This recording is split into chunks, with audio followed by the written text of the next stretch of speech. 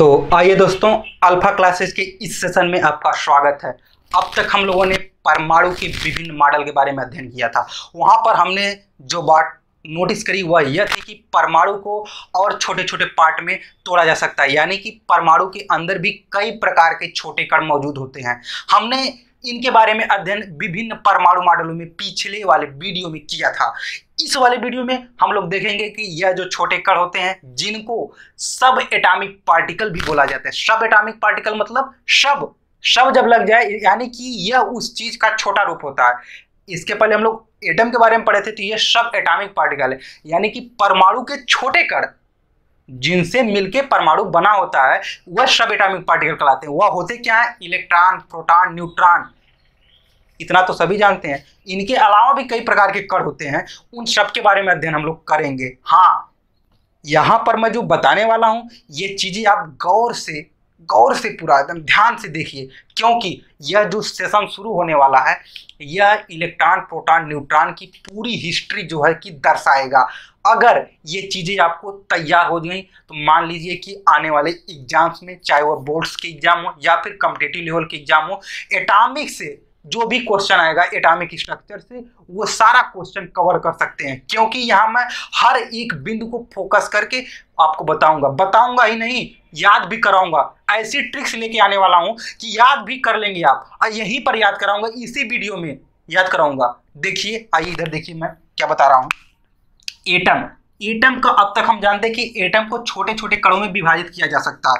अगर छोटे कणों में विभाजित किया जा सकता है तो वे कण हैं कौन से? एटम हम लोग जानते हैं एटम है। एटम के अंदर हमने पिछड़े मॉडल में यह पढ़ा था कि एटम के अंदर जो है कि एक धनावेशित भाग होता है, ठोस भाग, जो बहुत सूक्ष्म इसके केंद्र में पाया जाता है। इसको हम लोग नाभिक कहते हैं। और इसी नाभिक में क्या क्या पाए जाते हैं? प्रोटॉन भी पाया जाता है और न्यूट्रॉन भी पाया जाता है। इसी नाभिक के अंदर प्रोटॉन और न्यूट्रॉन पाया जाता है। बाकी नाभिक के चारों ओर वृत्ताकार कक्षाओं में इलेक्ट्रॉन चक्कर लगाता है। ये चीज हम लोगों ने सीख लिया। अब इनकी प्रॉपर्टीज, इनके गुण, इनकी हिस्ट्री, प्रोटॉन, न्यूट्रॉन, इलेक्ट्रॉन, सबकी अध्ययन हम लोग यहाँ पर करेंगे। इनके अलावा इस नाभिक के अंदर कई प्रकार के अस्थायी कण भी पाए जाते हैं। अस्थायी मतलब ऐसे पार्टिकल जो स्टेबल पार्टिकल नहीं होते, अनस्टेबल होते हैं, जो ज्यादा देर तक अस्तित्व में नहीं रहते हैं, उनको अस्थायी कण कहा जाता है। और ये जो प्रोटॉन, न्यूट्रॉन, इलेक्ट्रॉन है ये अस्तित्व में रहते हैं, अधिक समय तक रहते हैं, इसलिए इनको अस्थायी कण की श्रेणी में रखा गया है। अस्थायी कण की जब भी बात हो, एटम के अंदर दो प्रकार के कण पाए जाते हैं, एक अस्थायी कण और दूसरा अस्थायी कण पाया जाता है। अस्थायी कण का मतलब अनस्टेबल पार्टिकल जो ज़्यादा देर तक एग्जिस्ट नहीं कर पाते, उसके बाद वह स्वतः नष्ट हो जाते हैं। तो अस्थायी कण की जब भी बात की जाए तो यहाँ पर तीन चीज़ें। सबसे पहली इलेक्ट्रॉन को ई नेगेटिव से दर्शाया जाता है। इलेक्ट्रॉन, उसके बाद प्रोटॉन को पी पॉजिटिव से दर्शाया जाता है, और न्यूट्रॉन को एन से दर्शाया जाता है। इसको प्लस या नेगेटिव क्यों नहीं करते? क्योंकि इस पर कोई आवेश नहीं पाया जाता। तो इलेक्ट्रॉन जो एक अस्थायी कण है, प्रोटॉन जो दूसरा अस्थायी कण है, और न्यूट्रॉन जो तीसरा अस्थायी कण है।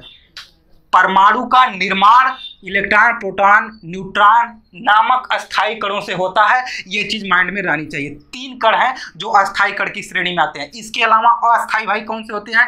देखिए, अस्थायी कणों के बारे में तो अधिकतर लोग जानते होंगे, लेकिन अस्थायी के बारे में भी बता देता हूँ। वैसे अस्थायी से ज्यादा क्वेश्चन बनते नहीं हैं, लेकिन जानकारी तो होनी चाहिए। अस्थायी कण के बारे में हम लोग देखते हैं।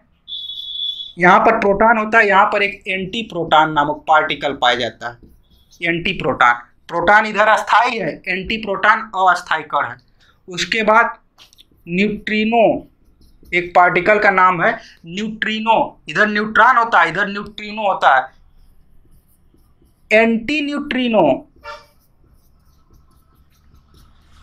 Anti proton, neutrino, anti neutrino, नेशान, उसके बाद बोसान। इतना नहीं होते हैं, बहुत सारे होते हैं। ये कई प्रकार के कण होते हैं जिनमें कुछ तरंगे भी होती हैं, कुछ कण होते हैं। अब तरंग क्या होता है और कण क्या होता है, इनके देख लीजिए, डिफरेंस समझ लेते हैं। तरंग ऐसे पार्टिकल्स होते हैं या फिर वे पदार्थ जो जिनमें मास नहीं पाया जाता, द्रव्यमान नहीं पाया जाता। अब कण के अंदर द्रव्यमान पाया जाता है, तो जिनके अंदर द्रव्यमान रहेगा वो कण में आएंगे, जिनके अंदर द्रव्यमान नहीं रहेगा वो तरंग का गुण रखते हैं, उनको तरंग बोलते हैं। तो अस्थायी कण में हम लोग कई प्रकार के तरंगों और कई प्रकार के अस्थायी कणों का अध्ययन करते हैं। इतना बहुत है, बहुत सारे होते हैं, लेकिन हाँ ये जो मुख्य कण होते हैं। हाँ, यहाँ पर जो बोसान नामक पार्टिकल है, बोसान को आपको ध्यान में रखना है। बोसान क्यों इतना मुख्य है? बोसान को हम लोग गार्ड पार्टिकल भी कहते हैं। Guard particle, guard particle, guard लगा है, गार्ड मतलब ईश्वरीय कण, ऐसा कण जो ईश्वरीय गुण रखता हो, इसको ईश्वरीय कण कहा जाता है। ईश्वरीय कण क्यों कहा जाता है? क्योंकि ऐसा माना जाता है, अभी हाल ही के प्रयोगों में यह सिद्ध किया गया कि यह जो बोसान है, यह सृष्टि के निर्माण में, इस पूरे ब्रह्मांड के निर्माण में सबसे अधिक योगदान गार्ड पार्टिकल इस बोसान का है। इसीलिए बोसान को गार्ड पार्टिकल या ईश्वरीय कण कहा जाता है। ये चीज़ बहुत इंपॉर्टेंट है, बोसान हमेशा ध्यान में रखिएगा। बाकी होते तो anti proton, neutrino, anti neutrino, meson, pi meson, कई प्रकार के कण होते हैं, लेकिन बोसान बहुत इंपॉर्टेंट है। अब बाकी इन तीनों के बारे में तो हम लोग पूरा का पूरा अध्ययन करेंगे, बस मेरे साथ बने रहिए। आप लोगों ने देखा कि एटम का जो निर्माण हुआ है वह अस्थायी कणों और अस्थायी कणों दोनों से मिलकर हुआ है। Stable particle, unstable particle. क्या क्या होता है? स्टेबल जो समय के साथ एग्जिस्ट रहता है, नॉन स्टेबल यानी जो अनस्टेबल है या फिर नॉन स्टेबल है वह कुछ समय बाद अपने आप अस्तित्व में नहीं रहता, वह नष्ट हो जाता है। तो अनस्टेबल पार्टिकल ये रहे, स्टेबल पार्टिकल ये रहे। हाँ, इतना जानने के बाद अब देखते हैं हम लोग बोसान के बारे में, हम लोग जान ही गए हैं। अब टाइम को वेस्ट ना करते हुए इधर आ जाइए, जानते हैं कि यह जो अस्थायी कण है इनके क्या गुण हैं, कैसे कैसे इनका निर्माण हुआ, कब खोज हुई, इनसे क्वेश्चन बनते हैं। तो आइए सबसे पहला अस्थायी कण मैं नाम लेता हूं इलेक्ट्रॉन का।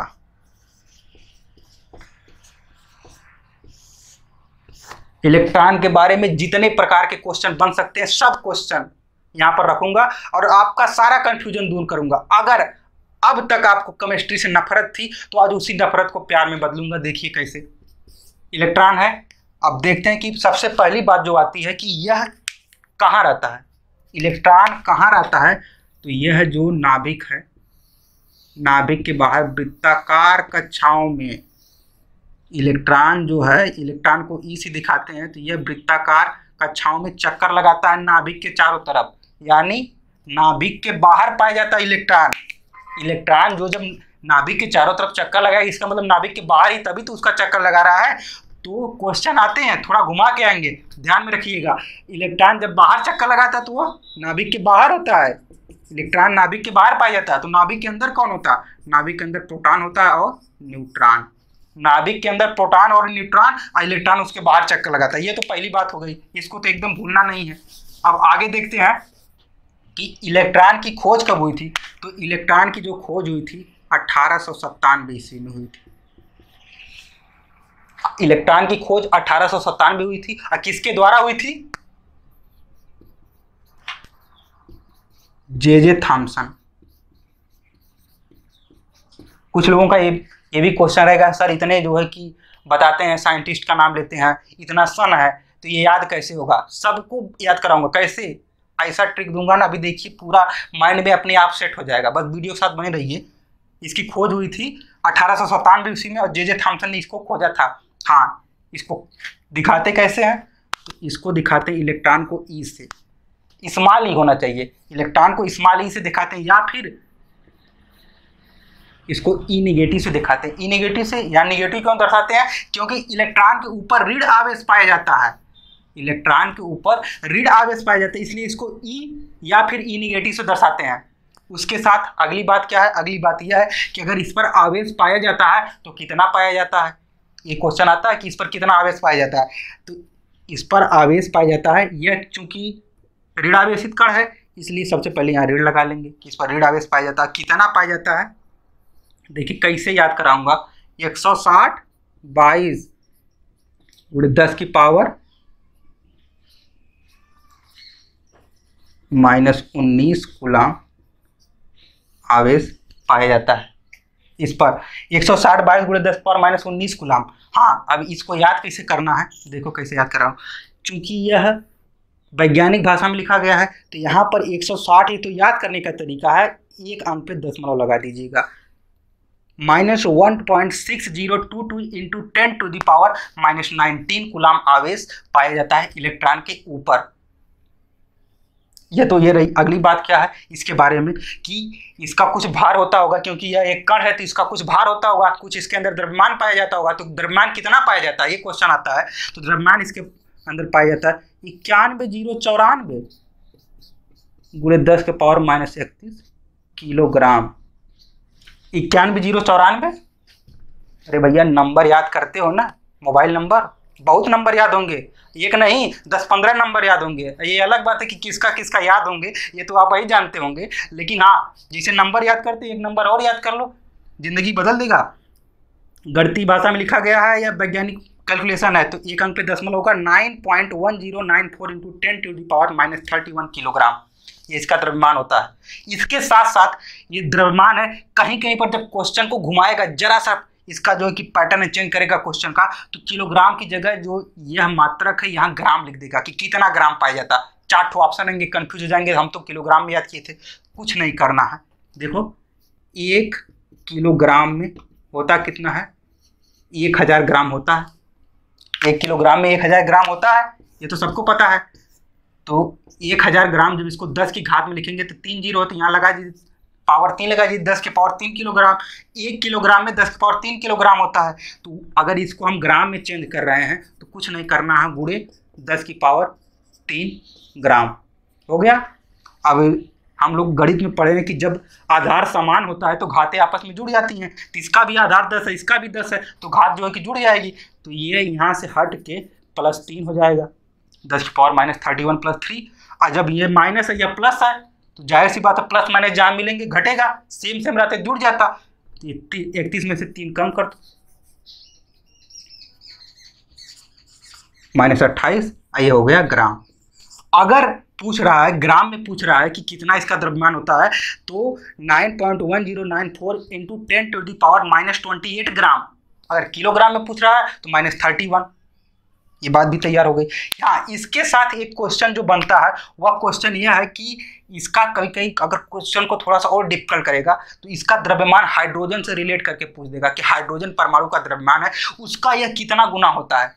तो हाइड्रोजन परमाणु बड़ा परमाणु है, ये तो परमाणु का एक इलेक्ट्रॉन छोटा सा भाग होता है ना, तो यह उसके अपेक्षा कम ही होगा, ये तो सबको पता है। तो हाइड्रोजन परमाणु का जो द्रव्यमान होता है, हाइड्रोजन का जो परमाणु का द्रव्यमान होता है, उसके द्रव्यमान का 1/1836। देखो कैसे याद करना, 18 दूना 36। पिछले वीडियो में बताया था हाइड्रोजन परमाणु का जो द्रव्यमान होता है उसका 1/1836वां भाग होता है। कौन? इलेक्ट्रॉन का द्रव्यमान। 18 दूना 36 आराम याद हो जाएगा। यहाँ 91,094 आसानी से याद हो जाएगा। 160 22 अगर इसको इस तरह याद करते 1.6022 × 10 की पावर -19 कन्फ्यूज हो जाते, लेकिन जब इसको एक मोबाइल नंबर से रिलेट करके याद करोगे आसानी से याद हो जाएगा। इतना चीज़ें हो गई, आपको कुछ नहीं करना है, बस इसको वीडियो को पॉज करिए, तुरंत इसका स्क्रीनशॉट लीजिए। इससे अधिक क्वेश्चन इलेक्ट्रॉन से नहीं पूछ सकते। अगर इलेक्ट्रॉन से रिलेटेड क्वेश्चन आ रहा है, हम लोगों ने इलेक्ट्रॉन के बारे में एक एक पॉइंट का एकदम सूक्ष्मता से विश्लेषण करके अध्ययन किया। अब आइए अगली बात जो है, अगला अस्थायी कण वह कौन सा कण है? तो वह प्रोटॉन है भाई। इलेक्ट्रॉन के बाद सीधे प्रोटॉन की खोज हुई थी, और किसके द्वारा हुई थी ये भी मैं बताया हूँ। तो आइए प्रोटॉन के बारे में देखते हैं। प्रोटॉन है, प्रोटॉन से सबसे पहली बात यह है कि नाभिक के अंदर पाया जाता है न्यूट्रॉन और प्रोटॉन, ये तो हमेशा ध्यान रहे। उसके साथ प्रोटॉन की खोज कब हुई थी? इलेक्ट्रॉन की 1897 और प्रोटॉन की 1919। कितना आसानी।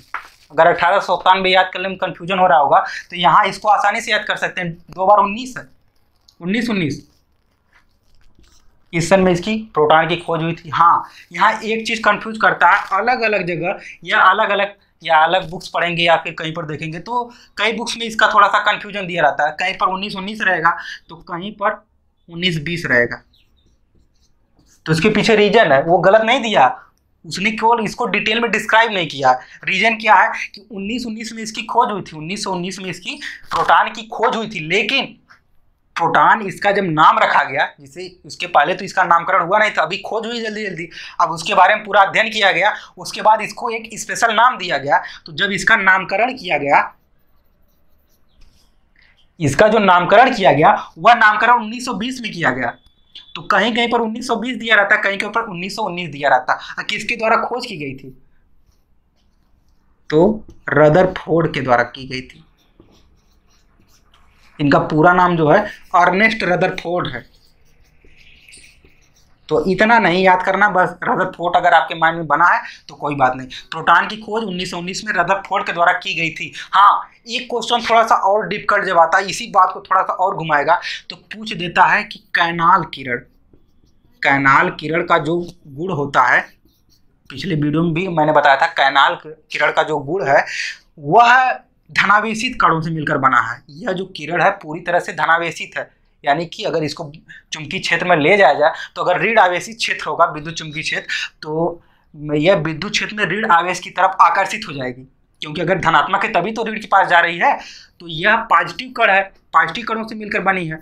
तो कैनाल किरण की जो खोज हुई, तो इसको खोज किया था गोल्डस्टीन एक वैज्ञानिक थे, इन्होंने खोज किया। तो इन्होंने देखा जो यह कैनाल किरण है यह तो पॉजिटिव कणों से मिलकर बनी है, लेकिन उनको यह नहीं पता था कि ये जो पॉजिटिव कण है यही कण प्रोटॉन है और यही परमाणु के अंदर नाभिक में पाया जाता है। उन्होंने बस ये बताया कि यह जो किरण है पॉजिटिव कणों से मिलकर बनी है। तो जब भी पूछा जाए कि कैनाल किरण का जो यह गुण है, प्रोटॉन वाला जो गुण है, कैनाल किरण इससे बनी है, इसकी खोज किसने की थी? तो गोल्डस्टीन के द्वारा हुई थी। लेकिन प्रोटॉन के बारे में जब भी बात की जाए तो रदरफोर्ड हमारे दिमाग में आने चाहिए। तो ये हो गया। इसके साथ जो है कि एक पॉइंट और देखते हैं कि तीसरा पॉइंट यह है कि 1919 में इसने खोज किया, रदरफोर्ड नामक वैज्ञानिक ने किया। अब इस पर आवेश चूंकि पॉजिटिव पाया जाता है, यह धन आवेशित होती है, तो क्वेश्चन उठता है कि कितना आवेश होता है। इलेक्ट्रॉन का आवेश हम लोग पढ़े थे, सेम उसका विपरीत, उतना आवेश लेकिन विपरीत मात्रा में होता है। क्यों? परमाणु पूरा विद्युत उदासीन होता है, इलेक्ट्रॉन प्रोटॉन भरे जो कि आवेशित हो, लेकिन पूरा परमाणु विद्युत उदासीन होता है। अब विद्युत उदासीन क्यों होगा? क्योंकि जितना इलेक्ट्रॉन पर ऋण आवेश पाया जाता है उतना ही प्रोटॉन के ऊपर धन आवेश पाया जाता है। तो ऋण धन दोनों मिलेंगे, खत्म, बात वहीं खत्म। इसलिए पूरा परमाणु विद्युत उदासीन होता है। आवेश कितना पाया जाता है इस प्रोटॉन के ऊपर? हम लोगों ने पढ़ा था 160/22 10 के पावर -19 कूलम। इतना आवेश तो पाया जाता है, लेकिन यह धन आवेशित होता है, तो आगे धन लगेगा और यह इसको दशमलव यहाँ पर लगा देंगे। तो याद करने का तरीका 160/22, ये नहीं कि इसे याद कर लेंगे। 1.6022 इंटू 10⁻19 कूलम आवेश पाया जाता है, वो भी धनात्मक। इलेक्ट्रॉन में इतना आवेश, लेकिन यहाँ पर ऋणात्मक। इसको मत धन ऋण कर दीजिएगा, ये वैसे रहेगा, यहाँ पर धन ऋण होता है। तो ये भी क्लियर हो गया कि प्रोटॉन के ऊपर इतना आवेश पाया जाता है। उसके साथ प्रोटॉन है भैया, कुछ इसका द्रव्यमान होगा, एक कण है, तो इसका जो द्रव्यमान होगा कितना होता है? तो ये देखिए, इसको कैसे याद करेंगे? इलेक्ट्रॉन का तो द्रव्यमान न के बराबर होता है, 91,094 याद था। यहाँ पर जो द्रव्यमान है, यहाँ 160 है, तो 167, 22 है, 26, 10 की पावर 26 है, यहाँ -27 किलोग्राम। देखिए, इसी से एक ठो याद है तो उससे रिलेट करके दूसरा वाला आसानी से याद कर सकते हैं। ये 60 है तो 67 हो गया, यहाँ 22 है तो 26 हो गया, और 26 है तो ये 27 हो गया। आसानी से याद हो जाएगा। और यहाँ पर दशमलव लगा देंगे भाई, गणितीय रूप में लिखे है ना। इतना किलोग्राम प्रोटॉन का क्या होता है?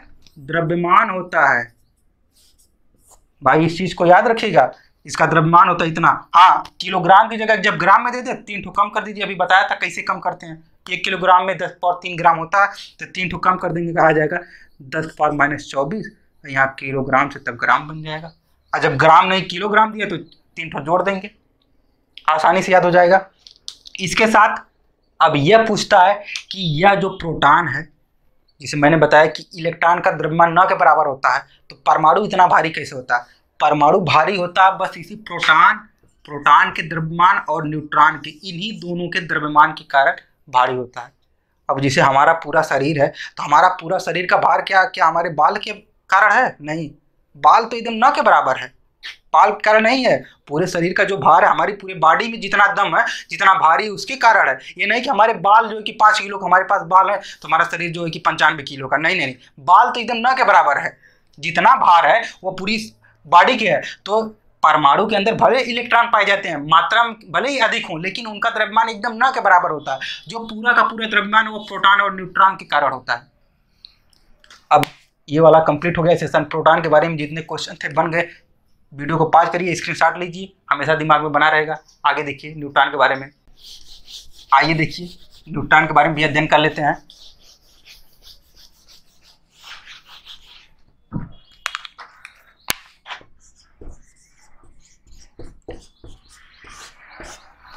न्यूट्रॉन के बारे में सबसे पहली बात कि नाभिक के अंदर पाया जाता है। प्रोटॉन और न्यूट्रॉन नाभिक के अंदर पाए जाते हैं, इलेक्ट्रॉन बाहर पाया जाता है। उसके साथ साथ न्यूट्रॉन की खोज कब हुई थी? इलेक्ट्रॉन की 1897 में, उसके साथ साथ प्रोटॉन की 1919 में और न्यूट्रॉन की 1932 में। देखिए तीनों को रिलेट कर दिया हो ताकि भूले ना आप। 1932 में न्यूट्रॉन की खोज हुई थी। इसके साथ साथ दूसरा पॉइंट ये बन रहा है कि किसके थ्रू हुई थी? किसके थ्रू? चैडविक। पूरा नाम इनका है जेम्स चैडविक। तो पूरा नाम से हमें नहीं मतलब, बस चैडविक याद रहेगा काफ़ी है। जेम्स चैडविक के थ्रू इनकी खोज हुई थी, 1932 ईस्वी में हुई थी। ये चीज़ नहीं भूलनी। इसके साथ साथ हाँ, यहाँ पर यह देखना है कि न्यूट्रॉन के ऊपर कोई आवेश नहीं पाया जाता। इसके ऊपर शून्य, कोई आवेश नहीं। न्यूट्रॉन के ऊपर कोई आवेश नहीं पाया जाता, इसका मतलब शून्य कूलाम पाया जाता है। तो शून्य कूलाम लिखने की क्या जरूरत थी? भाई हम लोग साइंस के स्टूडेंट हैं, हर चीज़ को मात्रक से जोड़ के रखेंगे। बिना मात्रक के कोई कुछ नहीं है। अब जैसे हमारे पास 1 भी रुपया नहीं, हमारे पास 0 रुपया है। कोई पूछ रहा है भाई पैसा है? हाँ हाँ पैसा तो है। कितना है? 0 रुपया है। अब अगर तुम समझदार हो तो तुम समझ जाओ कि पैसा है कि नहीं है। तो यहाँ पर 0 कूलाम आवेश है, मतलब आवेश नहीं है। ये साइंस के स्टूडेंट है ना, हम लोग हर चीज़ को जो है कि अपनी भाषा में बोलेंगे। अब तुम्हारे ऊपर तुम्हारी गलती कि तुम पढ़े लिखे हो कि नहीं हो। तो इसको 0 कूलाम आवेश होता है, मतलब कोई आवेश नहीं होता है। लेकिन मैंने बताया था कि न्यूट्रॉन का जो भार होता है और प्रोटॉन का जो भार होता है, इन्हीं के कारण परमाणु का भार होता है। परमाणु जो भारी होता है न्यूट्रॉन और प्रोटॉन के कारण। इलेक्ट्रॉन तो बहुत 9 के बराबर उसका जो है कि भार होता है। तो इसका द्रव्यमान कितना होता है? तो न्यूट्रॉन का जो द्रव्यमान होता है, अब देखिए प्रोटॉन से एकदम मिलता जुलता द्रव्यमान है, आसानी से याद हो जाएगा। प्रोटॉन का याद है 167-26, तो यहाँ हो जाएगा 167 और 49। यहाँ दशमलव लगा देंगे और गुणे, बस उतना है। 1.6749 × 10⁻27 किलोग्राम। इतने वहाँ पर भी था, प्रोटॉन में था, वहाँ केवल 49 की जगह 26 था, यहाँ 49 हो गया। बाकी सब वही है, सब वही है। आसानी से याद हो जाएगा। बस 1-2 ठो याद कर लेंगे, सारा अपने आप याद हो जाएगा। 167, 49 इस तरह याद करिए। देखिए कैसे नहीं याद होता है। हाँ, किलोग्राम को जब अगर ग्राम में बदलना है तो 27 की जगह 3 ठो कम कर दीजिए, 24 आ जाएगा, -24 ग्राम हो जाएगा अगर इसको ग्राम में पूछ रहा है।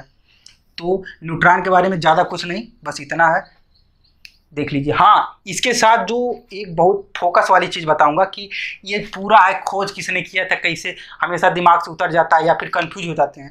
तो कंफ्यूज एकदम नहीं होना है। काहे? भाई देखिए कैसी ट्रिक दे रहा हूँ, अगर ये याद है ना तो भूलेगा नहीं। ईंट पर नाच। कुछ लोग कहेंगे भाई हम फ्लोर पर नाचेंगे, तो भाई आपकी मर्जी है, लेकिन ईंट पर नाच का मतलब है हमको तो यहाँ मतलब निकालना है। ई से हो गया इलेक्ट्रॉन